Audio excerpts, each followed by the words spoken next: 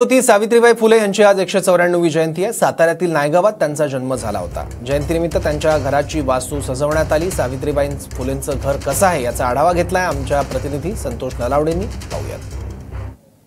3 जानेवारी 1831 रोजी सातारा जिल्ह्यातल्या खंडाळा तालुक्यामध्ये असणाऱ्या या नायगावमध्ये क्रांतिज्योती सावित्रीबाई फुले यांचा जन्म झाला।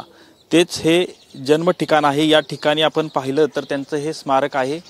अत्यंत चांगल्या परिस्थितीत आता हे सुस्थितीत आपण पाहतोय।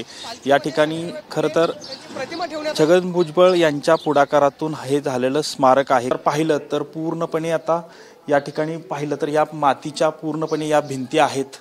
याबरोबरच खाली जर पाहिलं तर अजूनही त्याच पद्धतीची ही जमीन जी आहे ती सारवलेल्या अवस्थेत या ठिकाणी आपण पाहतोय। या ठिकाणी आता आपण पाहिलं तर ह्या ठिकाणी काही जुने फोटो आहेत अवशेष जे आहेत ते सावित्रीबाई फुले यांच्या जन्मघराचे जे जुने फोटो आहेत ते आपण इथं पाहतोय की हे पहिलं अशा पद्धतीनं होतं। मात्र त्या काळात छगन भुजबळ साहेबांनी जे काही हे काम केलं आणि त्यानंतरचं जे काही आता जे बदललेले जे रूप आहे ते अशा पद्धतीचं आहे। खरं तर सांगितलं जातं की याच ठिकाणी क्रांतिज्योती सावित्रीबाई फुले यांचा जन्म झाला आणि हेच ते जन्मघर आहे। आपण पाहिलं तर खूप जुन्या पद्धतीचं जी काही बांधकाम आहे त्याच पद्धतीचं आताही त्या सुस्थितीत ठेवण्याचा प्रयत्न जो आहे तो या ठिकाणी करण्यात आलेला आहे। त्या काळातली जुनी भांडी असतील किंवा जी जुन्या पद्धतीची आता चूल आपण पाहतोय या ठिकाणी हे सर्व काही आजही त्या ठिकाणी नायगावमध्ये आपण पाहतोय।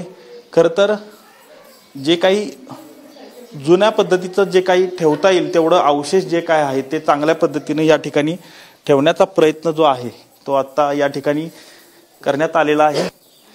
पहिलं जुन्या घरामध्ये असं धान्य ठेवण्यासाठी अशी जागा होती, ही देखील आपण या ठिकाणी पाहतोय। हे सर्व काही आजही जतन करून ठेवण्याचं काम शासनाकडून केलं जातंय। कॅमेरामन गणेश मोरेसह संतोष नलावडे, TV9 मराठी, नायगाव, सातारा।